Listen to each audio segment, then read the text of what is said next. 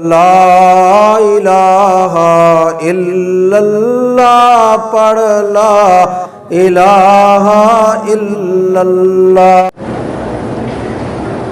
کہتے ہیں جی کہ اگر دعائے قنوت نہ آتی ہو وتر میں اللہم اغفر لی، اللہ پڑھتا ٹھیک ہو جاتا ہے، لیکن خدا کے لیے کوئی سیکھو، دعا قنوت یاد کرنا کیا مشکل ہے؟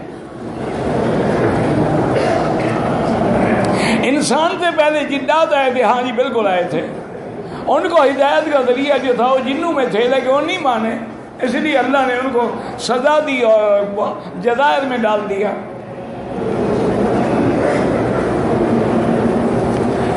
اور یہ بات یاد رکھو کہ ہر آدمی کی ہدایت کے لیے جو انبیاء کا سلسلہ ہے وہ اولاد آدم سے شروع ہوا ہے۔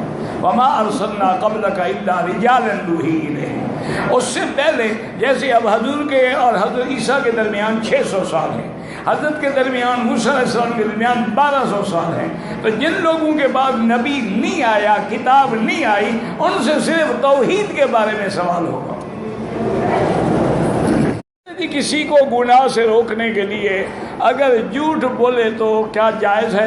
ہاں علماء نے لکھا ہے کہ جھوٹ مصلحت آمیر جو ہوتا ہے نا، دونوں میں صلح کرانے کے لیے، مثلا دو آدمی لڑے ہوئے ہیں، وہ جا کہے یار کمال ہے، آج تو تیری بڑی تعریف کر رہا تھا، تاکہ راضی ہو جائے، تو یہ جھوٹ جائز ہے۔ اچھا فقہاء نے ایک مسئلہ اور بھی لکھا ہے، وہ بھی میں آپ کو بتا دوں، وہ کہتے ہیں بیوی سے بھی جھوٹ بولنا جائز ہے۔ بیوی نے کہا نا کہ میرے لیے آپ بازار جا رہے ہیں تو آج کل ایک نئے فیشن کے سینڈل آئے ہیں، وہ فلاں کے فلاں کا بولے، اس نے لیے تو نہیں نا، واپس نے کہا ساری مارکیٹ ڈھونڈ ماری ہے، نہیں ملے، میں کیا کروں؟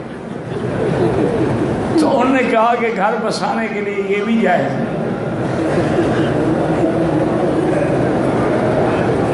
خیر یہ اس وقت کی باتیں ہیں جب خاوند بیوی کا، اب تو بیوی سے خاوند کہتا ہے کہ مجھے کچھ خیرات تو دے دو کھانے پینے کی۔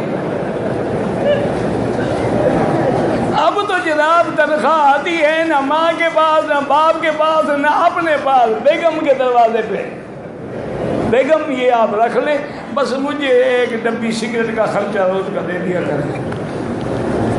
اِنَّا لِلَّهِ وَإِنَّا إِلَيْهِ رَاجِعُونَ۔